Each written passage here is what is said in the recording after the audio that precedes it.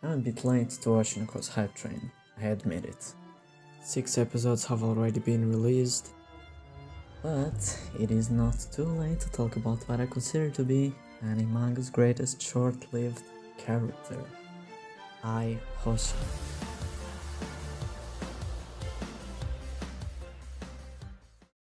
Before we continue, this video obviously contains spoilers.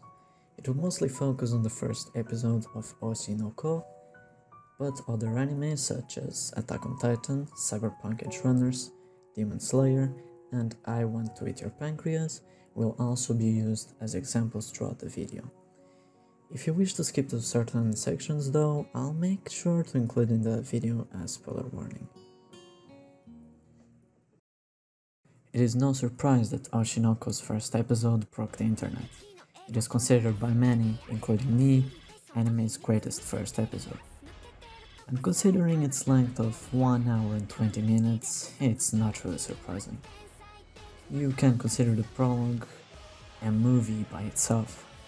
If I'm not mistaken, it also reached the peak of my anime list top anime score. It's not ranked first anymore, but I believe it reached a rating higher than 9.40 at some point. But what caused this? Apart from the adaptation making the manga, which already had a masterpiece prologue, the anime made it reach a whole new level, with amazing visuals, voice acting, and soundtrack. There's a behind the scenes of the first episode which shows how much passion was put into this adaptation. I recommend checking it out if you're interested. I'll link it in the description. Besides that, we also have the incredible author behind this story, Akasaka Aka, same mangaka as Kaguya-sama, possibly the funniest rom-com out there. What made Oshinoko's premiere reach such heights was the genius plot twist towards the end of the episode. Ai Hoshino is brutally murdered by a crazy fan in front of her children. The story perfectly builds up for the viewer to empathize with Ai. Idols are perfect, or at least that's what they want you to think. Piling on lie after lie, they look happy as they sing on stage, no matter what struggles they might face. This is a series that heavily emphasizes on the darker side of the show business world. And Ai Hoshino is the first example used in this series. Lies are a form of love, words by Ai herself. This translates to reality. VTubers, they hide themselves behind a cute avatar and play a character to entertain us. Even YouTubers themselves, they attempt to create the perfect products in order to make us absorbed in them. It's basically a relationship of give and take. We give them popularity in exchange of entertainment. In order to make us quickly connect to the character, they show us a side to Ai that the common person wouldn't be able to know. The real person behind the facade that she puts on for others. That is something that will make us like Ai Hoshino as a person and not only her idol counterpart. Words by Goro Amamiya himself, the idol I knew as Ai was far more bold, cunning, and strong than I ever imagined. She's not a Mary Sue, also known as a female character who is depicted as unrealistically lacking in flaws or weaknesses. The anime quickly reveals Ai Hoshino's greediness. Look, she even says it herself.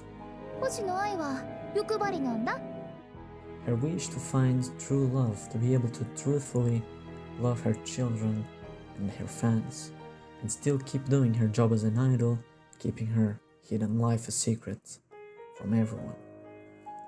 Behind the idol Ai, there is Ai Hoshino, a person like everyone else.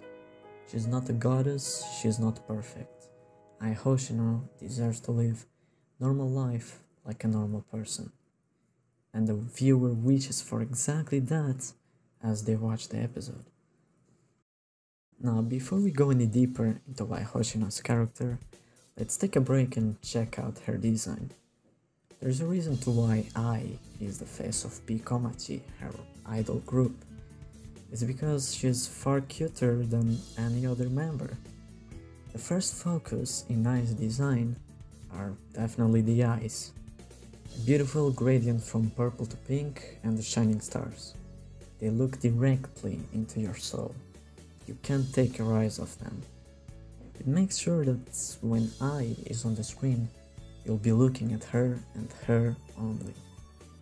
Besides that, she follows pretty much what we perceive as society's beauty standards. A pale complexion and average height, a beautiful dark long hair that goes beyond what we'd see as forgettable, containing pink streaks in it to complement her image as an idol.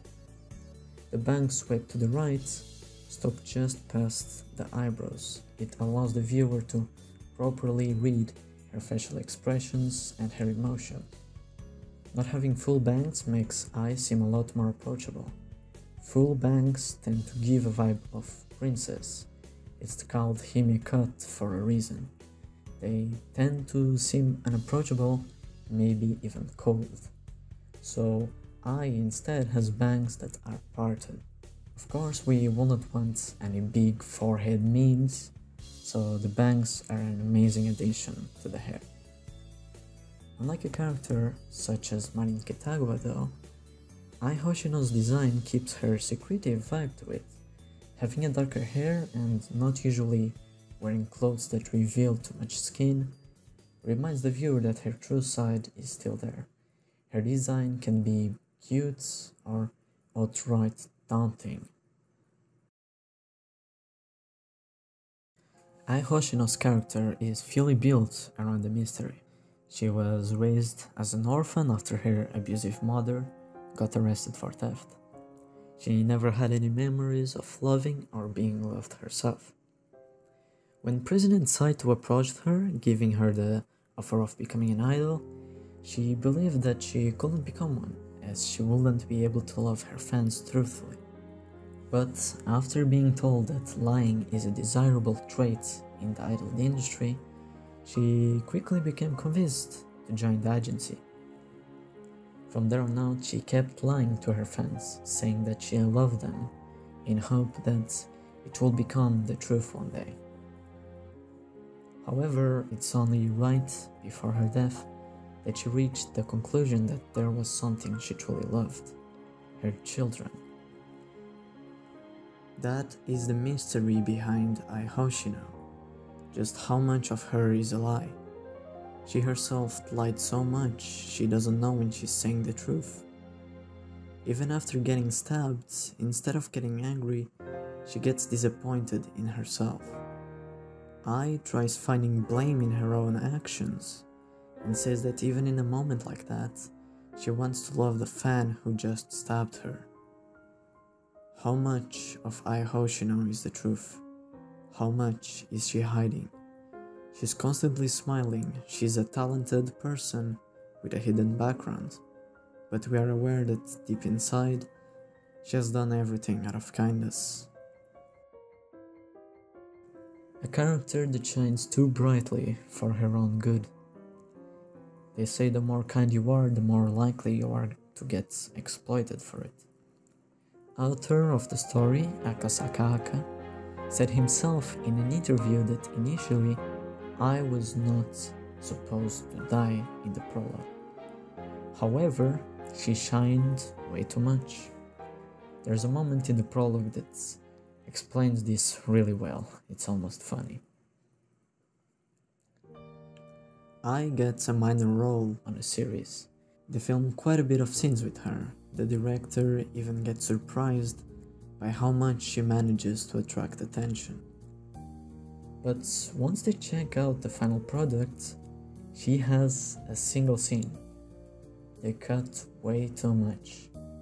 The problem was that Ai was far better than the lead actress.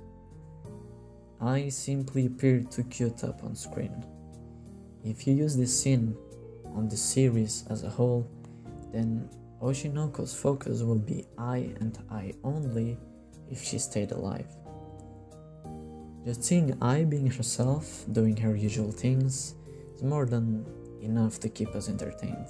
Her energetic, extroverted, and clumsy side is genuinely fun to watch. And her tragic side holds such a mystery that keeps us glued to the screen, wanting to know more about her. Now let me use my dress-up darling as an example once again. I'm willing to bet that everyone thinks of Marin as the best character. Truth is, when Marin is not the focus, the series is pretty boring. Marin Kitagawa is designed so perfectly, the other characters simply can't shine. And I just lose interest when I'm watching or reading my dress-up darling and Marin is not constantly on the screen.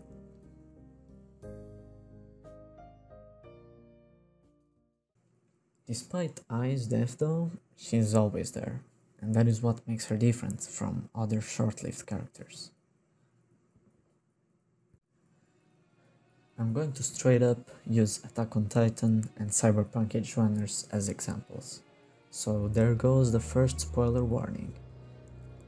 On both series, our character's main drive of revenge is avenging their mother's death, at least initially. However, neither series gives enough screen time to both mothers for me to get angry enough for David or Eren's revenge. If you were to ask me what Eren's objective initially is, I'd probably say it's to kill every single Titan, not to avenge his mother. But the truth is, the revenge towards the Titan comes from the death of his mother. And then Cyberpunk Edgerunners builds up to be a whole other thing that you just forget the whole revenge aspect of it. I love both series, but what attracts me to them is not the revenge aspect, but other things instead. Demon Slayer is quite similar. Rengoku's death was impactful, and it's no secret that this series is amazing at making you care for characters in such a short period of time. But our main lead, Tanjiro, is not a character that lives for revenge, or a character that constantly shows regret for the past, like Guts from Berserk, for example. We are quickly introduced to new Hashiras instead, and in my opinion, Tengen Uzui already shines far more brightly than Rengoku. The story moves on from Rengoku way too fast, and well, as for the beginning of the story, it's literally your typical cliché where the protagonist's whole family gets brutally killed. However, the endgame is never to avenge his family. Tanjiro is not that kind of person. Instead, he just wants to save Nezuko, her only remaining family member. Once again, I love Demon Slayer, but the death of these short-lived characters don't affect me as much. I Want to Eat Your Pancreas is an underappreciated movie about a boy called Haruki and a girl called Sakura that contain polar opposite personalities. What is straight up stated at the beginning of the movie is that Sakura contains a terminal illness. So the whole story revolves around these two people strengthening their bond as the girl is slowly but surely dying. The movie is amazing, but unlike Oshinoko, it is openly stated from the get-go that the girl will die, so it already removes the shocking factor from when it eventually happens. Rather than suddenly putting us on a fire like Oshinoko, this movie is just a slow burn. The viewer can already prepare himself that it's going to inevitably happen. But the problem is that it's just a movie.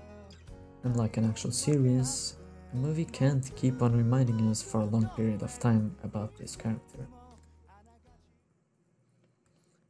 Back to Oshinoko, the viewer will always be reminded of Ai Hoshino, the inherited starry eyes in her children, the wish I had to see Ruby become an idol and Aqua become an actor, the harsh truth behind the show business industry, the lies that our characters are going to tell in order to rise to popularity.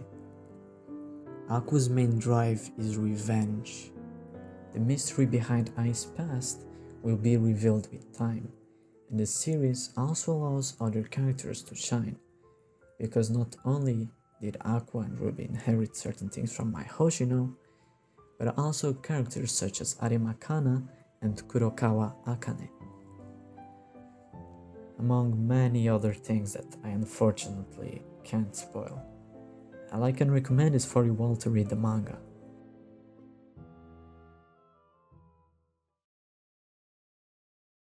Ai Hoshino was able to do so much in such a short amount of time. The hype behind Oshinoko is not mere coincidence. Around an hour of screen time and less than 10 chapters alive. But she's always there. Ai Hoshino's flame is not extinguished, and the whole main story will be built around her.